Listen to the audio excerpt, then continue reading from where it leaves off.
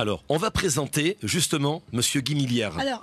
Pour être très clair, je pense que Sarah en sait beaucoup plus, mais moi je me suis intéressée à vous parce que je vous connaissais déjà, je vous avais vu dans des conférences à Paris, notamment celle de l'UPJF avec Michel Zerbib, Radio J, etc. Donc j'ai eu l'occasion et l'honneur de vous entendre. Je connais votre engagement vis-à-vis de la communauté qui, je pense, sans vouloir me tromper, a commencé en 2006. Ça a commencé plus tôt. Je me doute, j'étais certaine. Vous avez peut-être entendu parler à ce moment-là. De l'OPA, voilà, le fameux livre de Gabizon, l'OPA, sur les Juifs de France, où vous avez véritablement démonté cette argumentation qui prétendait qu'on essayait de faire partir les Juifs de France, instrumentalisés. Près de 30 000 Juifs de France devaient partir en Israël, c'est ce qu'on appelait Sarcelles d'abord, si je me trompe. Et là, il y a eu un engagement volontaire. Alors moi, je suis intéressée depuis très longtemps, je me permets d'en profiter, j'en profite là, je suis désolée, de savoir pourquoi cet engagement vis-à-vis de la communauté juive et des Juifs en général. Allez, c'est à vous. Pour des raisons éthiques, fondamentalement, je suis profondément révulsé par l'antisémitisme et surtout par la remontée de l'antisémitisme en Europe si peu d'années après la Shoah, après le pire crime contre l'humanité qui ait été commis sur le sol européen.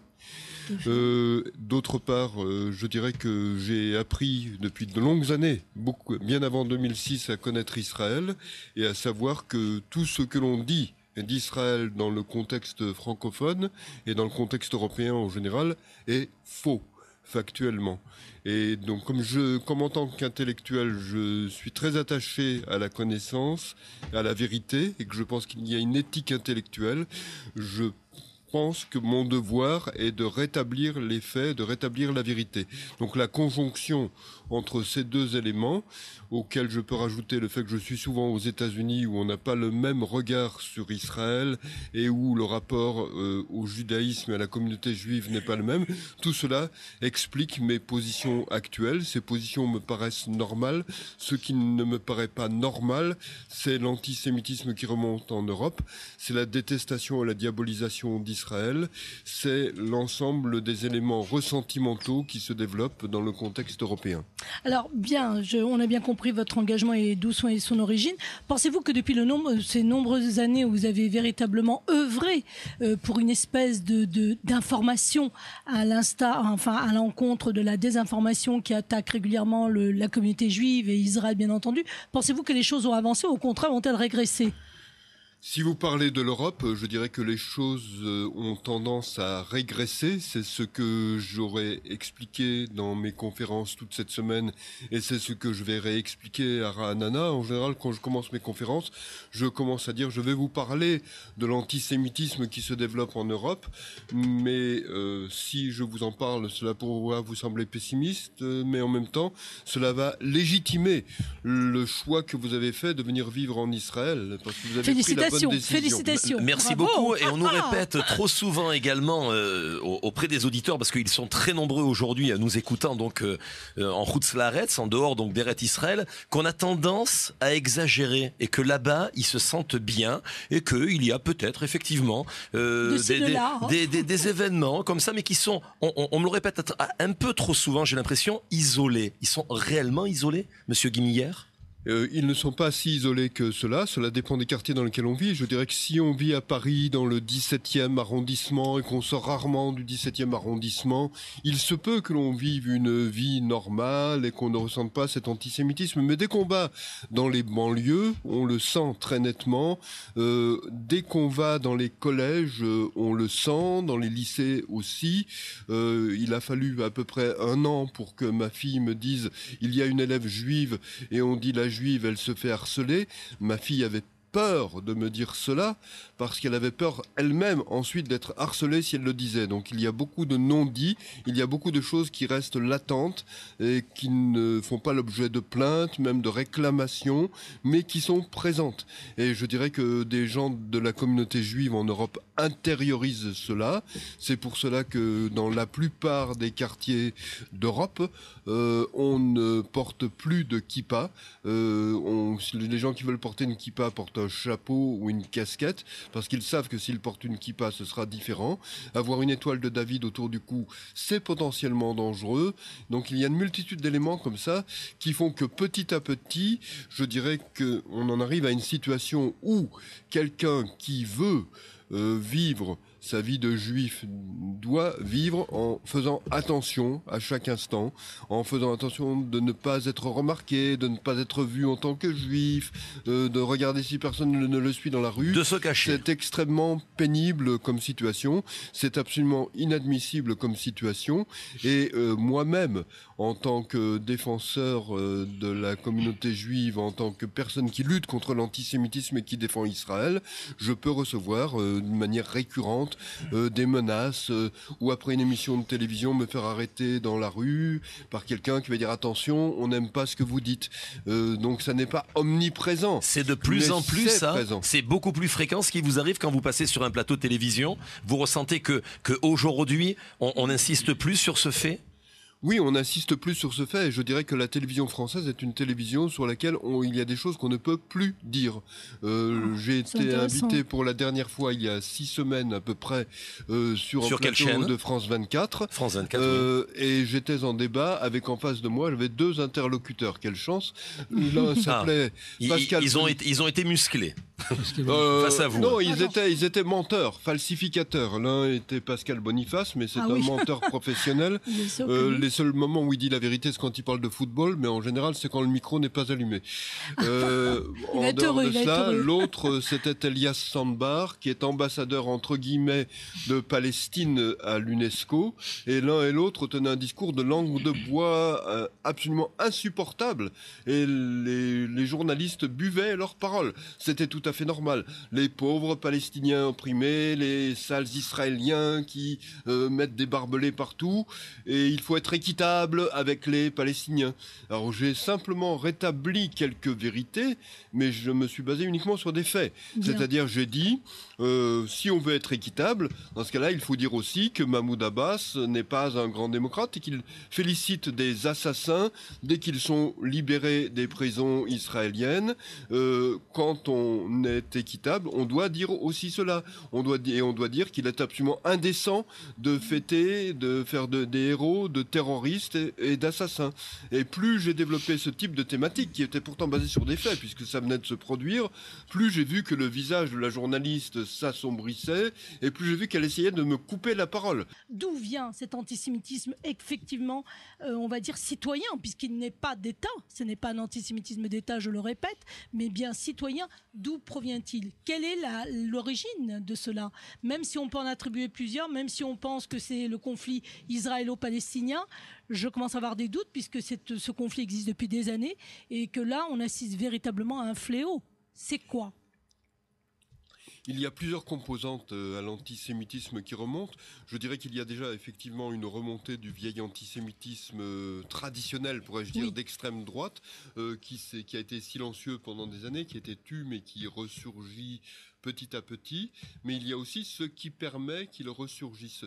Ce qui permet qu'il ressurgisse, c'est le développement de communautés musulmanes au sein desquelles le discours de l'islam radical et le discours palestinien entre guillemets se dissémine, ce qui fait que dans les communautés musulmanes, un petit peu partout en Europe, il y a un antisémitisme latent et un antisionisme entre guillemets qui sert de déguisement à cet antisémitisme et qui permet de l'affirmer. Comme le discours tenu ainsi est un discours antisioniste entre guillemets, il permet un ralliement de l'extrême gauche. L'extrême gauche est très antisioniste parce qu'elle est rentrée complètement dans la diabolisation d'Israël. Et comme il y a dans le monde musulman des connivences entre l'islam radical et les discours néo-nazis d'extrême droite, les antisionistes musulmans reprennent des thématiques issues directement de l'extrême droite, et comme les gens d'extrême gauche ne s'en aperçoivent pas, eux-mêmes en reviennent à véhiculer les thématiques antisémites de l'extrême droite. Ce qui est inquiétant, c'est que les organisations qui disent et qui luttent effectivement contre l'antisémitisme luttent uniquement contre l'antisémitisme d'extrême droite. Elles ne luttent pas contre l'antisémitisme musulman parce que sans cela, elles se font traiter de racistes islamophobes. Exact. Et elles ne luttent pas contre l'antisémitisme d'extrême gauche. Donc en gros, il y a une lutte contre un fragment de l'antisémitisme pendant que les autres fragments de l'antisémitisme peuvent, eux, se développer librement. Marc. La question que je voudrais vous poser, c'est que comment est-ce possible d'abord de lutter contre l'hypocrisie des nations ? Finalement, tout ce qu'on relate ici, c'est qu'on a affaire ni plus ni moins qu'à la méga hypocrisie mondiale, on va dire, contre le judaïsme, contre le sionisme et contre Israël. Donc là, on a un problème. Je dirais qu'il y a effectivement là-dedans la question d'Israël, et la question d'Israël a été traitée de plus en plus dans le contexte européen en termes électoralistes, et ces termes électoralistes font que, d'ailleurs c'est Pascal Boniface qui était le premier à développer cette thématique, font que dans la plupart des pays européens, et en France en particulier, on se dit, les juifs combien d'électeurs, les musulmans combien d'électeurs. Bon, comme vous avez à peu près 20 fois plus de musulmans que de juifs dans un pays comme la France, un homme politique se dit qu'il est plus payant de taper sur Israël, par exemple, et de se montrer obséquieux vis-à-vis du monde arabe, quoi qu'il s'y passe, qu'autre chose. Et donc on a les conséquences de cela. Et donc alors, justement, Monsieur Guimilière, quand on parle de processus de paix, qui encore, c'est de l'actualité, on n'y arrive pas. On voit que on n'y arrivera qu'à n'irait jamais. Et le gouvernement israélien essaye toujours d'y croire. Le monde entier, on va dire, allez, l'Europe essaye d'y croire, et à tout prix l'Amérique à nous faire cette paix. Vous y croyez, vous, réellement ? Je pense que la paix viendra lorsque Israël aura été rétabli dans ses droits, et donc lorsque la Judée-Samarie sera israélienne. Et je pense que les frontières seront les frontières avec la Jordanie et avec l'Égypte, et au nord avec la Syrie. Mais je ne pense pas une seule seconde, et je pense que d'ailleurs les gens qui sont au gouvernement en Israël, à l'exception peut-être de Tzipi Livni, sont des gens qui ne pensent pas une seule seconde qu'il y a une possibilité de faire la paix avec l'autorité palestinienne. On ne peut pas faire la paix avec une entité qui a été fondée sur des bases terroristes, sur des bases totalitaires, et qui repose sur une corruption généralisée. On ne peut pas passer de contrat avec les totalitaires. Je pense que c'est quelque chose que la gauche israélienne ne comprend toujours pas, et c'est pour cela qu'elle est minoritaire et qu'elle le restera durablement, je le pense. Et donc je pense que sur ce plan, la solution viendra au-delà du statu quo actuel, lorsque l'autorité palestinienne tombera en décrépitude. Et ce à quoi on assiste, c'est une décomposition, une dégénérescence du monde musulman. Et donc je pense que ce jour viendra. Je pense que les dirigeants européens savent parfaitement cela, mais qu'ils pratiquent l'apaisement parce qu'ils ont peur de l'islam, et en particulier peur de l'islam radical. Je pense que l'administration Obama est dans la même position que les Européens, ce qui l'amène à tenir le discours qui est tenu aujourd'hui par John Kerry et Barack Obama, mais il n'y a aucune illusion, je pense, en profondeur, sauf peut-être chez John Kerry, à moins qu'il veuille remplir son programme de frequent flyer et pouvoir faire 1 million de kilomètres après sa retraite. Je pense qu'il n'y a aucune illusion sur le fait qu'il y ait une possibilité d'obtenir la paix. Je pense que la paix viendra quand il y aura, c'est une phrase que dit souvent Daniel Pipes, qui est un ami, oui, lorsqu'il y aura un vainqueur et un vaincu. Lorsque l'on est dans une situation comme la situation actuelle, c'est cette issue qu'il faut chercher. Le vainqueur sera Israël, le vaincu sera l'autorité palestinienne, et je dirais, et c'est ce que je dis très souvent aux gens qui se disent pro-palestiniens en Europe, si l'autorité palestinienne est vaincue, les Arabes de Judée-Samarie seront victorieux, parce qu'ils seront débarrassés d'un ensemble de parasites corrompus qui lavent le cerveau de leurs enfants et qui apprennent à leurs enfants non pas à devenir médecins, instituteurs ou autre chose, mais terroristes. Mais terroristes. Quand je parle d'Israël, je dis que l'avenir d'Israël est brillant. Je reprends ce que vous venez de dire, c'est-à-dire que Israël est l'une des économies les plus prospères et les plus dynamiques et les plus puissantes du monde. Si je prends les données démographiques, Israël est le seul pays du monde occidental dans lequel la natalité est très positive. Si je regarde Israël au milieu du monde arabe, je dirais que Israël est aussi le seul pays où la natalité est positive. Je dirais que Israël est une lumière du monde, et c'est une évidence, et ça va devenir une évidence de plus en plus grande. Pour moi, il n'y a pas de discussion. Et je voudrais pas terminer, en tout cas, ma participation à cette émission sans avoir dit qu'il va bientôt y avoir des élections consulaires. On vous garde en otage. Vous parliez de terrorisme tout à l'heure. Je crois qu'on va vous garder en otage au Forum Futé, si vous me permettez, monsieur mais en tout cas, les élections consulaires sont quelque chose d'important parce qu'il s'agit pour les Français qui sont en Israël d'élire des gens qui vont les défendre auprès du gouvernement français. Et croyez-moi, les gens qui ont par exemple des retraites ou des nécessités de conversion de diplôme, c'est très important pour eux d'être défendus parce que vous êtes loin de n'avoir que des amis dans le milieu politique français. Ça, c'est une réalité. Vous avez des noms à nous suggérer? Vous avez des noms un peu quand même. Parce que vous avez compris que c'est une antenne sans censure. Oui. Je dirais que je fais comme j'ai fait campagne pour l'élection législative pour mon ami Meyer Habib. Voilà. Qui est ici actuellement en Israël. Oui, effectivement, je l'ai croisé ce matin et je suis très heureux de l'avoir croisé parce que c'est quelqu'un dont je suis très proche et que j'aime énormément. C'est pas le seul, mais enfin, ça fait partie des gens que j'aime énormément.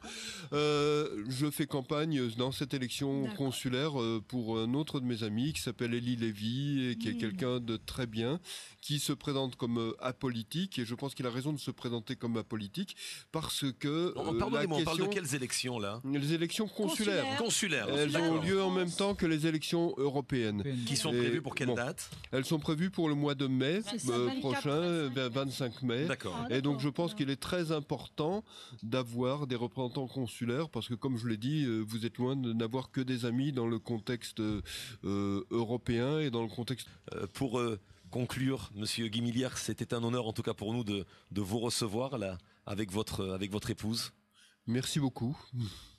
Vous allez nous quitter, en tout cas, je sais, dimanche, c'est ça? Vous repartez d'Eretz Israël? Je repars lundi matin. Lundi matin, oui. Il va profiter un peu du pays, non? Quel est à chaque fois, pour conclure avec ça, votre sentiment quand vous venez en Eretz Israël? Vous sillonnez en tout cas tout le pays, vous rencontrez beaucoup de francophones. Je sais qu'à chaque fois c'est quelque chose de nouveau, non? Oui, tout à fait. C'est toujours un plaisir. Je dirais que la situation française n'étant pas brillante, je ne me sens pas vraiment à l'aise en France. Et quand j'arrive en Israël, je respire. Il y a deux pays dans lesquels je respire, et dans lesquels j'ai la sensation de pouvoir ouvrir les bras librement. C'est les États-Unis et Israël.